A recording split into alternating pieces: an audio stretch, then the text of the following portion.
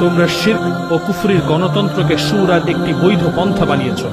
তোমরা সত্যের ক্ষেত্রে নীরব থাকা এবং মিথ্যাকে অস্বীকার করতে যখন ভয় হয় তখন প্রশংসনীয় ধৈর্যের নাম করে মিথ্যাকে গ্রহণ করতে শিখিয়েছ। তোমরা মুরতাদ শাসককে মিত্র হিসেবে গ্রহণ করা এবং এই জালিমদের উপর ভরসা করাকে হিকমা, আত্মসংযম এবং সঠিক দৃষ্টিভঙ্গি বানিয়েছ। তোমরা কাফির জালিম শাসকদের বিরুদ্ধে হক কথা বলাকে বানিয়েছ কর্তৃত্বশীলদের বিরুদ্ধে বিদ্রোহ। আল্লাহ যা নাজিল করেছেন তোমরা তা গোপন করেছ এবং জিহাদকে হারাম বানিয়েছ। জিহাদের প্রতি উৎসাহ প্রদানকে বানিয়েছ বৈধ সরকারের বিরুদ্ধে উস্কানি।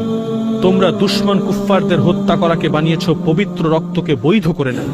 তোমরা মুজাহিদিনদের যারা সত্যপরায়ণ তাদের বানিয়েছ গুমরাহ খাওয়ারিজ এবং মুরতাদ ধর্মনিরপেক্ষ জাতীয়তাবাদী গণতান্ত্রিক আমেরিকার দালাল এবং তাদের কুকুরদের বানিয়েছ মুজাহিদিন।